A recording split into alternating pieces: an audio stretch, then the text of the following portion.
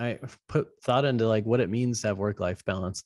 And as far as I could tell, the people who were advocating for it were people who were working in such a way or with a company or in a role that was extractive. Like the work is so hard on you that you need to carve out time that you're not working that replenishes your energy and fulfills you and so on and so forth.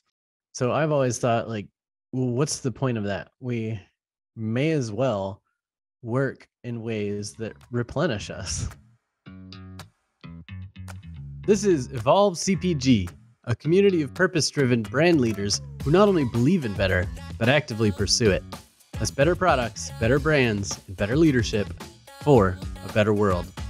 Thanks to you, our listeners, this podcast is now ranked in the top 10% of all podcasts globally. Let's not stop there, though. If you like our show, please take a moment to leave us a rating or review and share your favorite episodes with your network.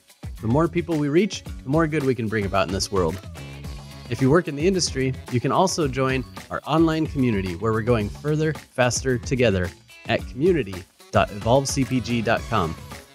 I'm your host, Gage Mitchell, founder and creative director of Modern Species, a sustainable brand design agency helping better brands grow and scale their impact. This week, we're featuring an episode of another podcast I was recently on called The Joyful Freelancer, where my friend Katherine prompted me to dig into some of my favorite social media rants, like how work-life balance is a waste of time, how I can't may actually be I'm scared in disguise, and how to design your life to be more fulfilling. I hope this conversation sparks something for you as you're thinking about your goals for next year.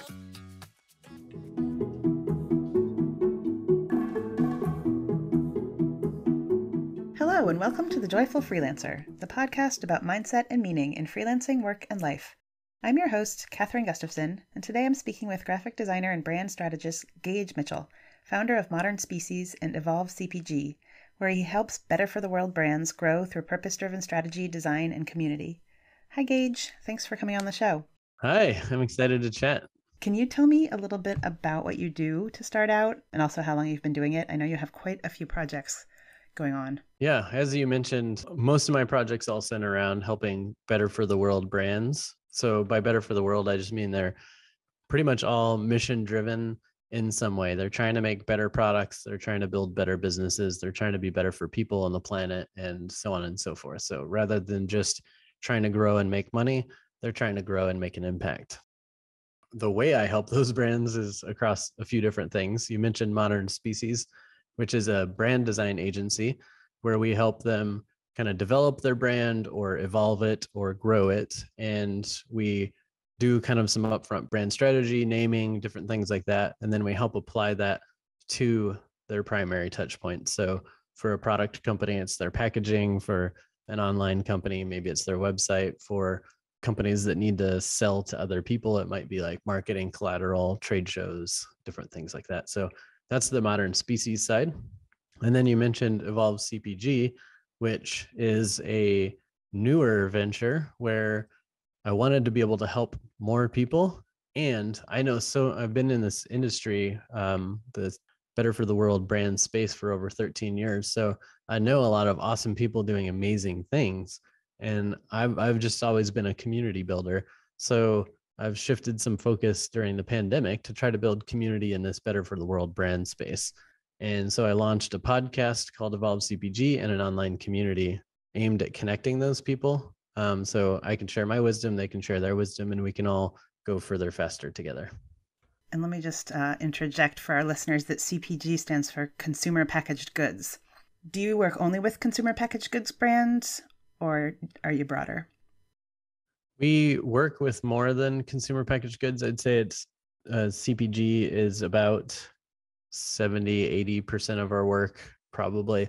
And the reason for that is that we've worked with nonprofits and restaurants and foundations and financial companies, but a consumer packaged good company is constantly evolving and constantly growing and constantly launching new things. So when we take on a brand that works in the consumer packaged goods space, they just have so much need for design and branding services and website design and packaging and collateral and all that kind of stuff, that they end up becoming the bigger and bigger part of our client base. But also because since they're scaling better business models and more sustainable practices, it's the best way for us to make an impact on the world, a positive impact. So working with those companies that can take it to scale. With that said, we're a sucker for a good cause. So we still work with, like, we're helping rebrand a credit union right now, and we're working with a sustainable architecture company to help them rebrand. And we work with foundations and associations to either help them with their brands or to launch programs. We do a lot of different stuff, but the podcast and community, we centered it around consumer packaged goods just because in that space, they have very unique sets of problems like distribution and supply chain and retail and all these kind of things that would kind of be lost on businesses that aren't in that space. And so I wanted to build a community that felt like it was designed specifically for that group of people. Oh, that makes sense. Can you share some of the brands Modern Species has helped with branding?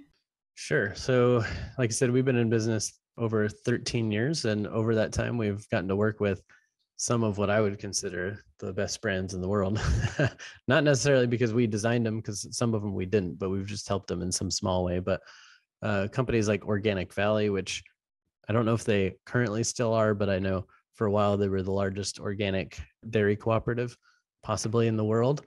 But they have been around for a long time. They're kind of been on the original kind of wave of sustainable organic kind of agriculture and products.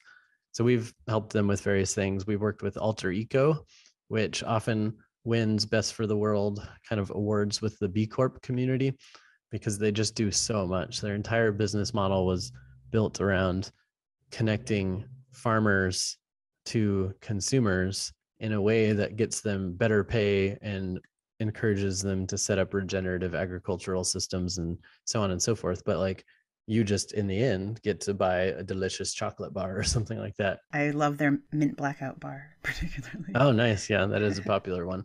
And have you had their mint truffles? I Or don't think their so. mint truffle thins? So you should check if you're a mint and chocolate fan. They've got a few different products for you to try. Oh, interesting.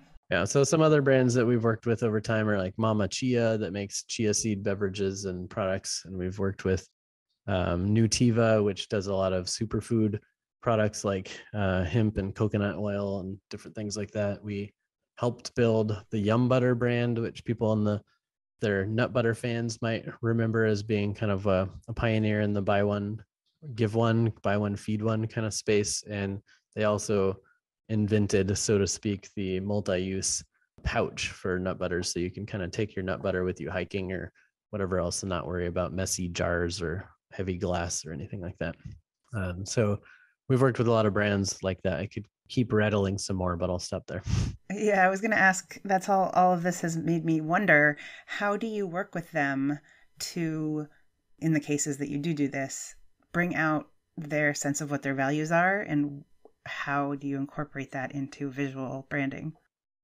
Yeah, so I think for my philosophy is that mission shouldn't be this add-on. Like, I think a lot of corporations, when this started becoming popular, they were like, okay, here's our core product or service, but you know what? The world is pressuring us to do something impactful. So let's add this little division or build a committee or something that can donate some money to some local nonprofits or something. And that's great. Local nonprofits need money, but the type of companies we like to work with bake their mission into the core of their being. So what we help them do is just really clarify what that mission is and how it's relevant to their brand and why it resonates with their target customers or consumers. And then we find ways to express that and communicate it throughout the brand, because a brand is no longer a logo or something like that. A brand is like more like a movie. It's not a single image or a single item.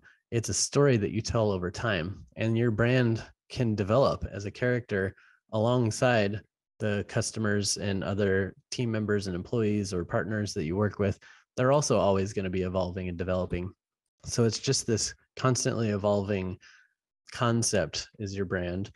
And you just got to find all the different unique, interesting, compelling ways to talk about not just how amazing your product is, but how much better it is for the world and how you take care of your team and so on and so forth. So those stories can be told through packaging, through your website, through your social media, through your supply chain, through PR, through how you treat your employees, and so on and so forth. And we just kind of help them figure out the best ways to do that. Do you find that there's a tension in being a creative who's coming in to kind of corporate environments? And I don't know how big and corporate all of these companies are, but I imagine they do have hierarchies and kind of ways of doing things. How do you manage the tension between needing the space or the permission or the buy-in to truly be creative, and then also kind of working within those established routines or restrictions? Yeah, that's a conversation I have somewhat regularly with other creatives, but I don't know if it's because I don't consider myself just a creative, because I've been a bit of a business geek since I was in elementary school, because I come from a line of entrepreneurs, and I've been a creative since I was a kid as well, because I come from a line of artists. So I've always seen those two as very compatible, if not like a perfect union together. So my entire career, I've always thought of creativity as a way to help businesses, and businesses as a way to like express creativity to some degree. So I could just be approaching it from a different angle, but also Mm-hmm. being a student of behavior design, I know that the main thing we have to do in order to get ideas passed through people who aren't like us is to build some empathy with them by figuring out like what's important to that person, and how do I explain what I think is important in a way that's important to them so that they get it and they buy in. For example, if you're trying to convince a chief financial officer to invest in some really expensive thing and they don't see the value for it, then they're probably just going to say no, because their brain works in numbers. And is it are we in the red, or are we in the black? Is this going to make us money? Is this going to cost us money, etc.?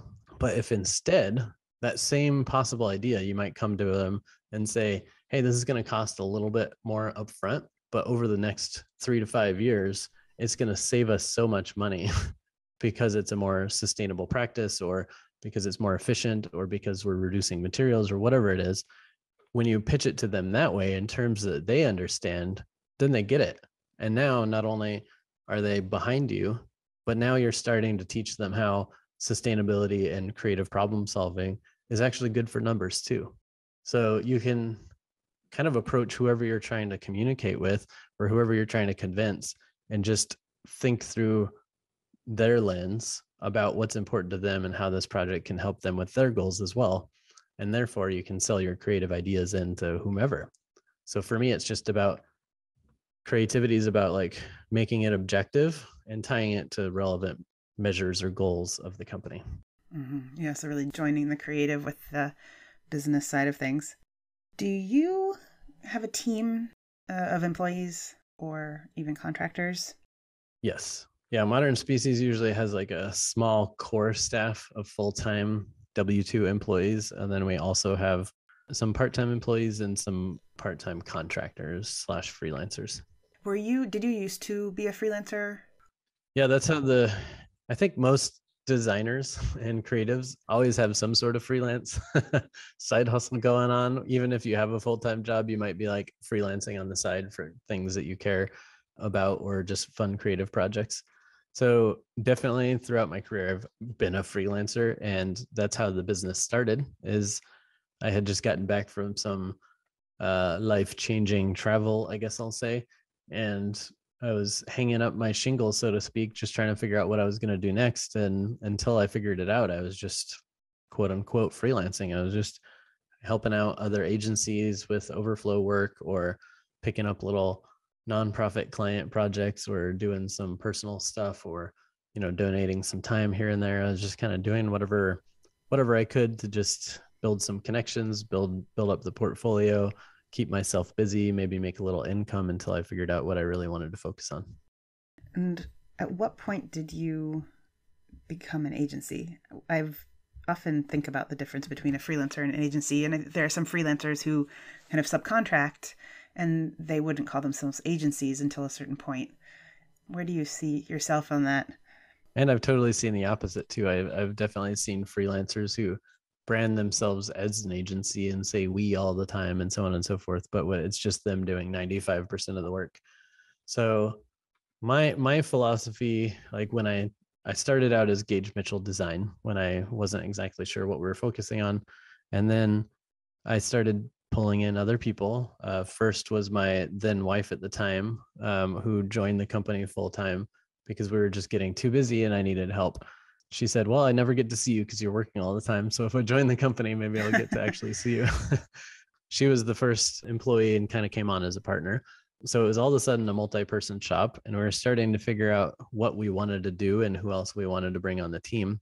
And that's when we decided, me personally decided, I didn't want to build a quote unquote agency under my name and force people to work as Gage Mitchell or whatever. And then also I knew that clients, if my name was on the door, they'd always want to work with me and not the other team members, because they want to feel special, like they're working with the owner. So we rebranded to Modern Species with the intention of growing and bringing on more employees so that they could feel kind of equally part of this, like not necessarily owner per se, but that is something I'm trying to figure out how to do. But like, so that they could feel like they're building this with them and they can associate as a modern species just as much as we can. And so that, like I said, we can scale the brand outside of me so that if I'm off on vacation, the clients are just as happy to be working with other team members. So I guess it's when the shift from freelancer to agency probably happens when the business is no longer about you and your skills or your output. It's about what the company is about and how the team can work together to fulfill that promise that the brand is all about. Right. Yeah. So I guess it is in part a matter of branding, because if you're a solo person as a freelancer, usually you're working under your own name. You might not have thought that much about what your brand is, and aside from just, who you are as a person. But if you go beyond that a little bit and create a brand that's bigger than yourself, that makes it easier to transition it into something larger. Exactly. And as somebody who's been a fan of business for a long time too, I was also thinking, well, someday maybe if I did want to exit the company, I don't want people to have to be like, well, do we keep that old guy's name in the business or do we change it? Like, I just wanted to set it up from the beginning to where it was something that whether I was at the head of it or some employee that's been with me 20 years is at the head of it, it doesn't matter. It's still Modern Species. It still stands for the same things.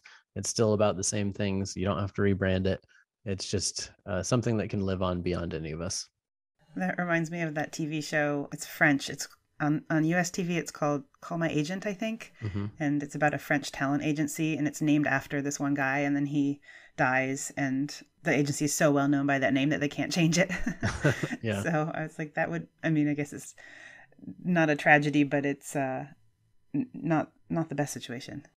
Yeah, that's literally one of the projects we're working on right now, is helping an architecture studio rebrand from the like 40-year-old name or whatever they've been working under, which was the founder's name, who no longer works there, but they feel like they're ready to like shift and create their own entity and put their own spin on whatever it is. So that I just knew those things were going to be something that came up someday. So I just figured I'd solve that early on and rebrand as a company so that no matter what happened, we were ready for it. Why did you choose the name Modern Species? We bounced around a lot of different names, but we wanted it to kind of be something about how we were operating differently and how part of what we're trying to do is help companies and brands evolve into the modern times where consumers are putting pressure on businesses to do stuff that's better for the community and better for employees and not just self-serving corporate stuff. So, by having a design studio that helps better, sorry, the cat keeps meowing in my face.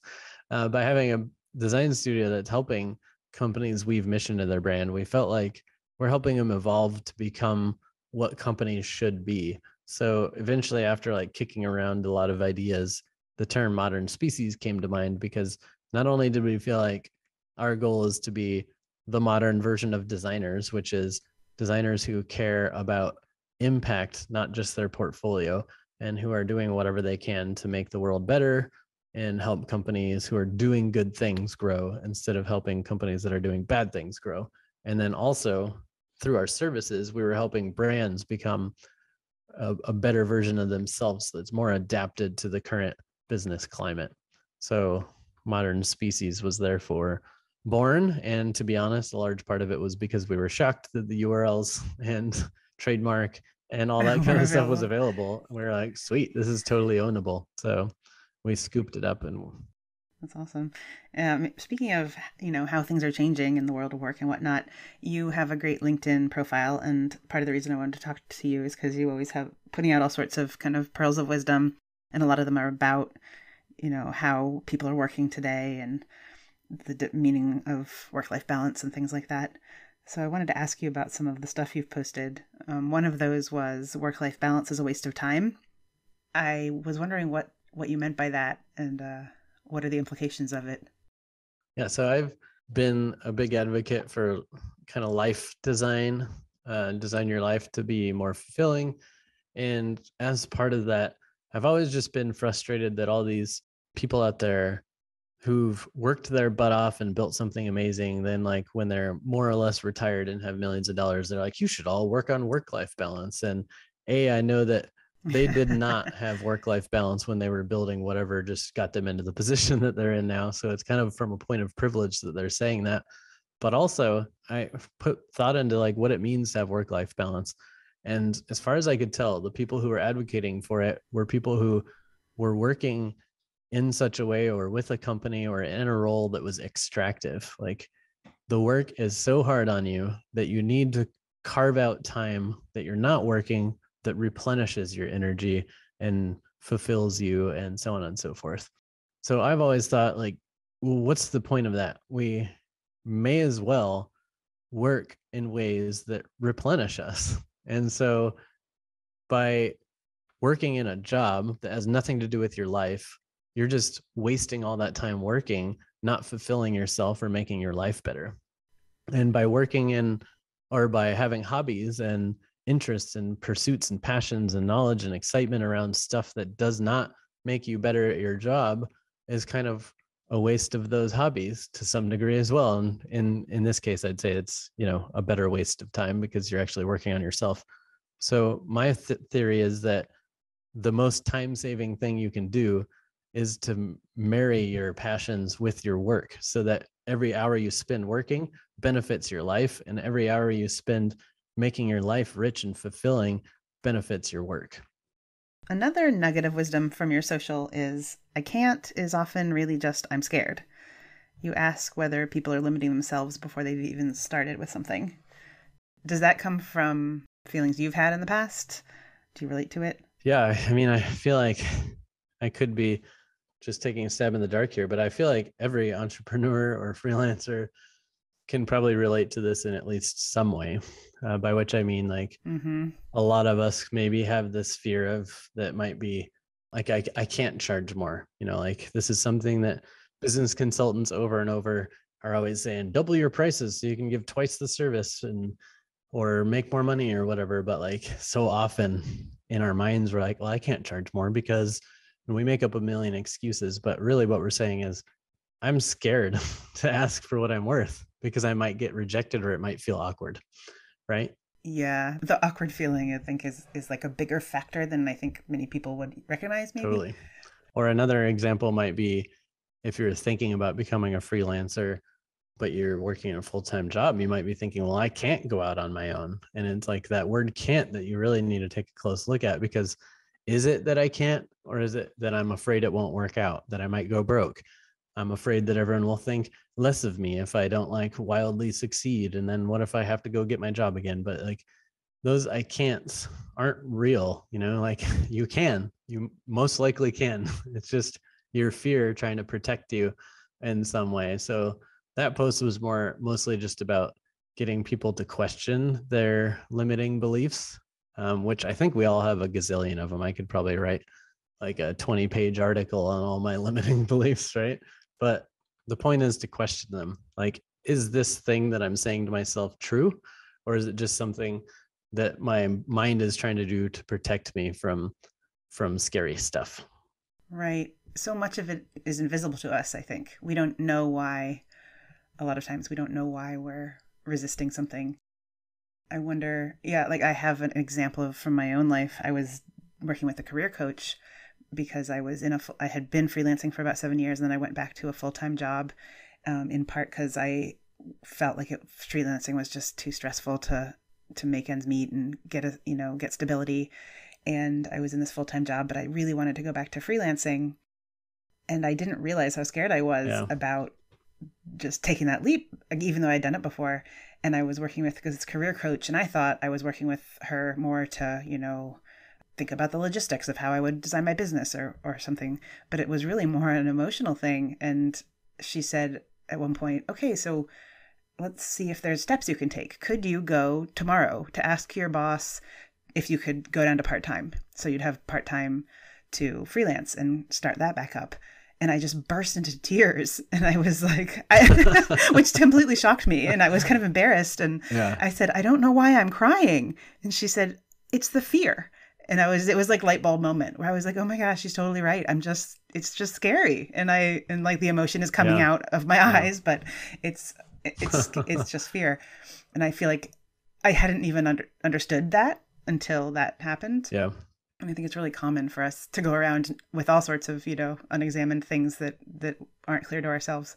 Absolutely. And I think the advice your coach was giving you kind of resonates with this piece of advice that I got out of a book, The 4-Hour Workweek, which I recommend in some ways, but I feel like it's an ethical slippery slope in the book. So, take what you want out of it. But the idea is like, you don't have to be working hard. You can work smart. It's the main takeaway. But one of the things that he talks about in that book is overcoming your fears. And so an exercise that he paints out is imagine the worst possible outcome for whatever it is that you're thinking you want to do, like going out and being a freelancer or whatever. Imagine it just completely crumbling and falling apart. And then as the smart, resourceful, intelligent, whatever, I already said smart, so that's redundant, but as the person that you are, now think about all the different things you could do to make that worst possible outcome not as bad, to like walk back from it. And so maybe it's, if I go out on my own and I lose all my money and I don't have health insurance and I have to like sell my house or move in with my parents or whatever it is, and it's like you're painting this nasty picture. But then when you actually look at reality and you say, okay, well, what could I actually do to make that worst case scenario not that bad? And it's like, okay, well, if it doesn't work out that well, I can take a part-time job. I can reduce my expenses. I can just go back and get another job. I can sell some products. I can do this other thing. Like you start coming up with all these ideas for ways that make that worst case scenario actually not that bad. And maybe actually it's not a bad scenario at all. In most cases, unless it's like, I'm going to get sick and die or something like that.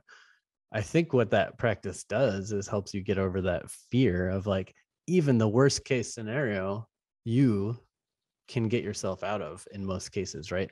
So what's holding you back at that point? And in a lot of cases, we're talking about things with much lower stakes. So for instance, asking for more money when next time a potential client comes along, it's pretty useful to think about what's the worst case scenario there. A little awkwardness maybe on your side, probably only, and then they say no. And then I guess the worst case scenario is they don't even try to negotiate with you. They just walk away. But then, you've lost that potential client, but they weren't yours in the first place. Yeah, they so weren't you yours kind in of the haven't first lost place. anything. And maybe that's not the kind of person you want to work with anyway, based on that reaction. So you might have actually dodged a bullet, right? Yeah. And I've started to think more about how if some of the people aren't walking away, then you're not pricing high enough. If every single person you price to says, sure, that sounds good, then you're not making as much as you can. And so it's actually like kind of the goal should be to price at the level where some people can't agree. And it's just a different way of thinking about it. Absolutely. I think I heard someone say once that if you're winning more than 50% of your projects, you're too cheap. Oh, wow. I'm not at that. That scares me. That was probably, if I'm recalling, like an ad agency where they're just constantly pitching. So I would say for more of like my type of business, if I'm winning more than 75%, then maybe I'm too cheap. And here's another nugget of freelance wisdom that I'll drop is when you have to say no to a project that's not ideal, you create space for a more ideal project to show up. By which I mean, if Yeah. you're working your butt off for low dollar or not ideal clients, and then a great opportunity comes, you might not even be able to react quickly enough to win the project, or you might not be your full self when pitching it because you've been working yourself to the bone for these cheap clients over here. So often like saying no leads to more yes, because you're just creating that space and building intention and working with integrity and creating that space for the better opportunities to come. Yeah, I totally agree. And I also think creating a little space to find those better opportunities. You need to Exactly. spend a little Yeah. time, networking, or there's many times when I've kind of signed on to, say, some of the Facebook groups I'm in for freelancers just randomly, and I'll come across this great posting and end up with great work from it. And I don't spend a lot of time patrolling Facebook, but I have just enough to be able to dip in and look if anything's there. And if I were working myself to the bone, I wouldn't have those moments and I wouldn't be able to find those better opportunities. Exactly. Yeah. We all, especially when we're busy, we forget to market, right? So we're Yeah, like, oh crap, I got it's so so many true. deadlines and I got so much work that I don't have time to go on LinkedIn or write that blog post or send that email newsletter. And then what happens 6 months later when all that work that we were working on is done? We're like, oh no, Yep. I have 0 leads because I haven't been doing any of the work. So yeah, if you turn down some of the cheap clients or the lower budget work or the not ideal clients, you create space for your and time for yourself to go get the better work. And it's scary because you want to pay your bills, but from people I know that have been entrepreneurs and freelancers or whatever for 30 plus years, they all Mm-hmm. say in most cases, unless there's some crazy economic disaster, somehow whenever you create that space, something shows up. It's this weird weird thing that I can't put my finger on or explain, but like every time I get a little bit scared about not having enough work, opportunities show up. And I think part of that's just my hard work of constantly being out there talking to people. Part of it's just like you do good work and more work will follow. Maybe there's some spiritual thing to it of the universe helping you. A I have no, cosmic element. yeah, I always feel like there is some sort of weird cosmic cycle where I'll go through a couple weeks where like literally I have my inbox is so silent that I wonder if there's something wrong with my email app, and I'll be like maybe they aren't getting to me, like the emails that I'm expecting from even current clients is just something. There'll be a lull, and it'll freak me out. But then invariably, after 2 weeks or so, it comes roaring back, and it's like even more than before. And I'm getting all sorts of interest from word of mouth or what have you, and yeah, some of the projects I currently have pick back up or whatever. I don't know what it is, but it never fails to happen. I've been doing it for 12, 13 years, and yeah, every time I get in that freaked out state, it means that things are gonna become even better yeah, really soon. It feels cosmic. totally. And the important thing is to just over time, you realize that's the pattern and you don't freak Yeah. out as much. Like, and therefore you can sort of enjoy some of that downtime and actually work on some of those things that's been on your forever to-do list, or, write a new strategy or work on your website refresh or whatever. Like when we were slow during the first part of the pandemic, we were like, great, we can finally work on our website. And you know what? There's this nonprofit we really want to help. We'll donate a bunch of work to them and help them rebrand and help them launch their new certification program. And, we just made use out of our time that helped when the economy picked back up. It helped us be in a better position than when the economy went down. So Mm-hmm. sometimes being slow is great. You just have to change your mindset and like get over that fear. And I think I would also say it helps to make sure you're building in cash cushion. Like don't just take in every project's money and go and spend it. Like put 30% of it or whatever away for taxes, put some of it away for rainy day fund. And over time, you'll have enough cushion to like survive a 3 month lull in which you can be working your butt off on getting more work. Yeah. Yeah. We just have a couple minutes. I wanted to ask you about one more last LinkedIn word of wisdom that you put up, which was strength can be weaknesses and weaknesses can be strengths. What do you say that means? Yeah. So I feel like personality traits or skill sets or whatever are often very situationally dependent, right? So some people say like being really confident or sure of yourself is like this great strength, but then it's also a weakness in some ways, because maybe you're so confident in your own ideas that you don't look for other options, or something like that. So I think it's all about the situation. Like for me, for example, one of my core strengths that makes me really great at what I do is that I've got, on like the openness scale, I forget which psychology test you can take that kind of measures you on openness, but I'm like on the far end, like as open of a mind as you can get. And that helps me just connect dots and think about different ways of solving a problem. And like I can look at any one thing and give you 10 or 20 or 30 different ways we can approach it. And that's great for being a creative problem solver. It's really terrible when it comes to making decisions because like Yeah. even if it's just down to, hey, we need to get a new office printer, I'm like, oh my God, I can see all these different situations where what if we need an all-in-one? What if we need a like a flatbed to do larger scanning stuff? What if we need a printer that prints a lot of things? What if we need oversize? Like my mind just starts Yeah. spinning in all the different scenarios, and it makes it hard for me to make a decision. So I like to delegate stuff like that because I know I'm bad at it. Or over time, I've been trying to get better at, is this a thing worth overthinking? Or is this just something that I just need to make a quick decision on? Because slow decisions slow up the rest of your company, right? Or the rest of your team or whatever. So just learning to recognize your traits, your skill, your weaknesses and your strengths, and understanding that just because that's a weakness doesn't mean it can't be a strength in another context. And just because this is a strength doesn't mean I should lean on it in every situation, because in some situations that's going to be really bad, really toxic, really whatever, right? Yeah, that makes a lot of sense. Well, that's all the time we have. Thanks so much for coming on and talking to me. I've really enjoyed it. Yeah, thanks for the fun conversation. And, I'm looking forward to hearing future episodes. So keep doing it. Oh, thanks.